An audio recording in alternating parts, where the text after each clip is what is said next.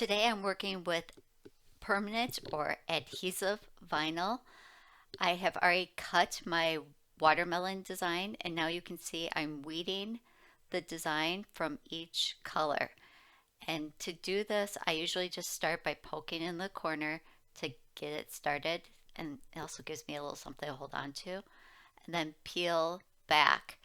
And you'll see all of these pieces are on a paper type backing versus an iron-on vinyl has a clear carrier sheet. So it's usually white or blue, and it's a backing that's kind of paper-like, but then the top has a little bit of a slick area on it so that you can remove the vinyl.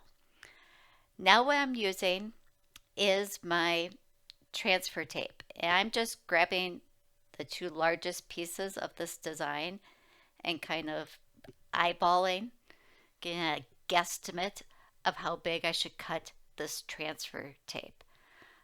The transfer tape you can buy it with grids on it like I have here, or without grid lines. But it's basically a clear adhesive tape. If they sold Scotch tape by a large roll, like sheet size, it'd be the same kind of thing. So it's clear, you can see through it, but it's got enough sticky that you can, for lack of a better term, tape things together to hold them. This is great when you're doing a layered project because you need enough stick to hold things together when you're layering your design, but not so much that you won't ever be able to get this clear transfer tape off. I find the hardest part is getting the corner started. If you have more nails than me, you probably have no problem here. I could use my weeding tool to kind of poke the corner and get something to grab onto, but now you can see the clear piece with the grid lines is sticky, and then it's on this backing sheet. I am just going to trim this down a little bit because I really only need about half of this for this design. And now I can save this piece for another project. Now I want to start to layer my design together. And the clear sheet really helps me do that because then I can see through it and help line things up. So I'm starting with my green piece because it's the largest piece. And I'm just smoothing that clear sheet over the top. And actually I'm going to put a little bit of the backing sheet behind it so that top half doesn't get stuck to my work surface. I am going to burnish, which is just rubbing it down front and back. And that gets the vinyl to stick to the clear transfer tape. Then I peel off the backing. I know a lot of people that grab the top clear sheet and try to peel that back and hope that the vinyl sticks. But I find that it works easier if you flip the whole thing over and get the backing off. Now the next step is to layer, but you can see when I try to just put it on top of each other, it's hard because the green could start to stick to the white, and what if you don't have it lined up? So here's the parchment paper trick. If you put a piece of parchment paper behind the first layer and just leave a little bit of that layer hanging up off the top of the parchment paper, oops, and then smooth it down, but don't wrinkle your design like I did. Okay, so see how there's just a little bit of that green over the top of the parchment paper? So now when I stick the white behind there, I can look through the grid lines, the clear sheet, and the parchment paper and start to line things up. And then once I get things lined up, I'm going to smooth down the very top so then the clear transfer tape will kind of stick to the white sheet. And the white sheet isn't stuck to the green yet because I haven't pulled the parchment paper out. So now it's really just using the parchment paper so that you can get a little bit of things to stick without the whole thing sticking for placement. and then I pull it out and smooth everything down. So I'm going to just keep doing this process over and over again. Parchment paper on one layer to line things up, get partially stuck, then burnish everything, flip it over and burnish again, and now you have 2 layers on your transfer tape. So now let's do this whole process again with the pink.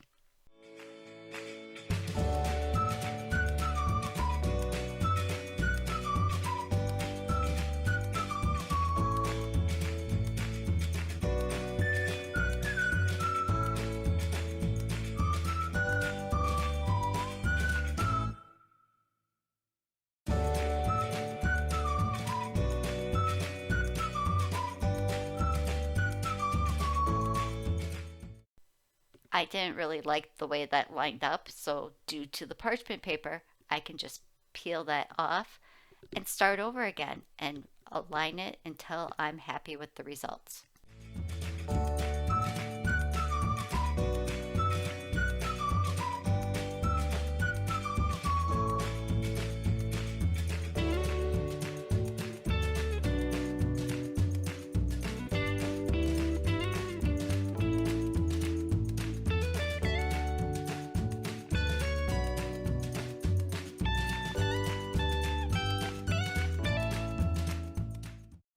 One really important thing, do not remove the backing sheet from this portion. Otherwise, everything's going to be a sticky back, and when you go to move it off to the side, it's going to stick to your work surface. Not a good thing. So now I'm going to weed the black pieces. And there's little itty bitty parts inside the letters that you have to get out, so make sure you weed out those. Make sure you really check your project to see that you get all those small pieces out. Sometimes I like to weed everything, walk away from it, and come back and look at it a second time, because sometimes you miss a little piece and you don't even notice it until later on. Hold your vinyl up to the light to kind of see the design better if you need to.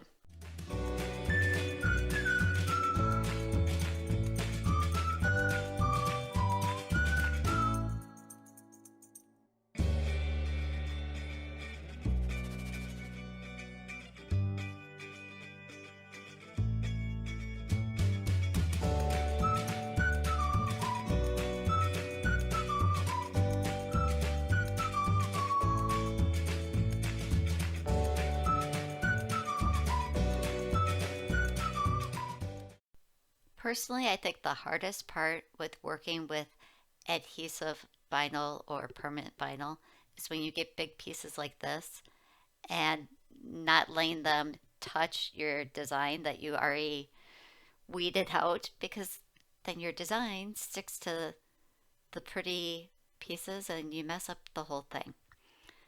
And you can see here I had missed a spot, so I'm coming back in with my pin pen just to get that little swirl inside the S. Perfect. Now we're ready to add this to the watermelon that we've already layered. But there is one problem. So the Be Sweet is going to go above the watermelon, and the little black Mickey Mouse heads need to go on top of the pink. So you can see if I do this, that's not going to work. So I am actually going to cut and split this design. That will allow me to position and place the Be Sweet and kind of have it all centered perfectly on the transfer tape with the watermelon. Then I can apply that portion of the design to my color changing cup and come back and just add the Mickey Mouse heads afterwards. So you do kind of have to think about your project and how the layers are going to stack. So now you can see I'm just placing everything so that the Be Sweet is positioned right where I want it. And then I did the burnishing, and This is why it was important to leave that backing sheet on the watermelon piece. Because if I didn't, when I set it down on my work surface, it would have stuck and that would have been a big no-no. So leave that backing sheet on there. And then I burnished everything. And now I can get ready to peel that backing off. And even though I did burnish it before, I'm just going to give it another good rub down before we transfer this on to the color changing cup. And now I just roll back the backing sheet. I find that that helps the vinyl separate if you use that kind of rolling back versus pulling straight up. And now you can see the back of this is all sticky because it's the sticky transfer tape and the sticky vinyl.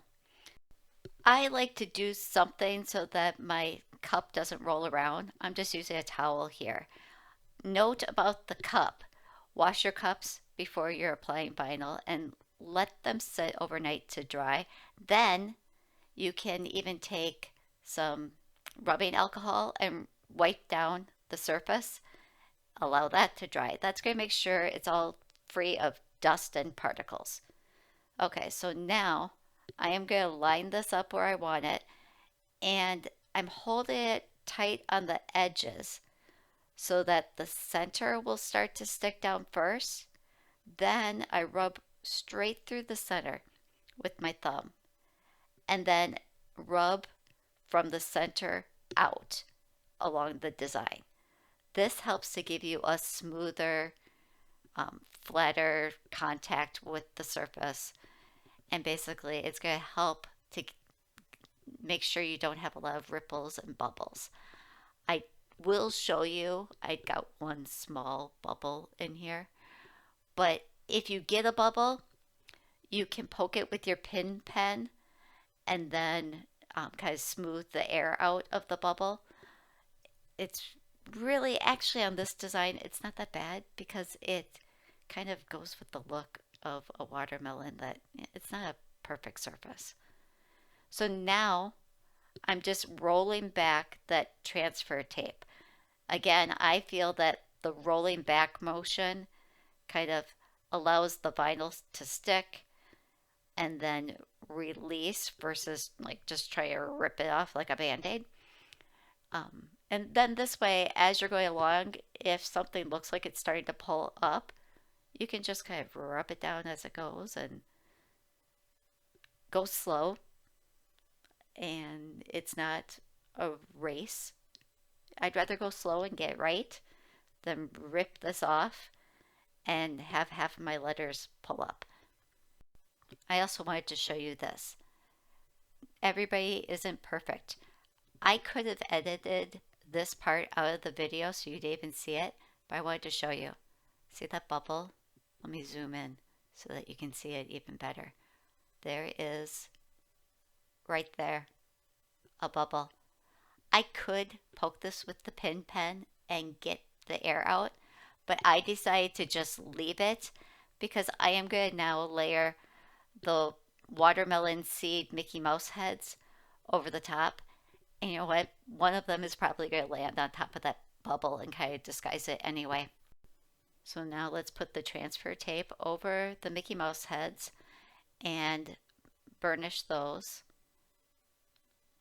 I like to rub them both front and back just to make sure you get a good pressure across everything.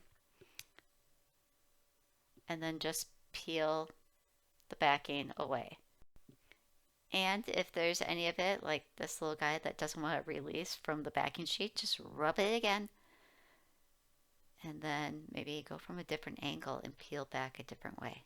There we go. Perfect. We're going to do the parchment paper trick with this again, because this will help me so I can line up all the Mickey Mouse heads over the top of the watermelon before I stick it down. So I'll just leave a little bit of that transfer tape hanging off the edge of the parchment paper. So then I can line things up, and let me slide my cup over here. And I can line everything up and kind of play with positioning. And you can see this is really allowing me to adjust my positioning and play with it and look through all the different surfaces to really see the design underneath and get it exactly like I want it. And I can adjust the angle or adjust how high they are within the watermelon design. Because if I was not using the parchment paper, there would be one of these little Mickey Mouses that would have started to stick, and I would have been just had to go with that placement. So now I can pull that parchment paper out and rub all these little guys down. Now, after you've removed this clear transfer tape, let this sit to cure. Curing just means you're going to leave it alone. Don't pick at it, don't touch it, don't wash it, don't do anything. Just give it its time to rest. Basically, leave it alone for about 72 hours before you use the cup at all.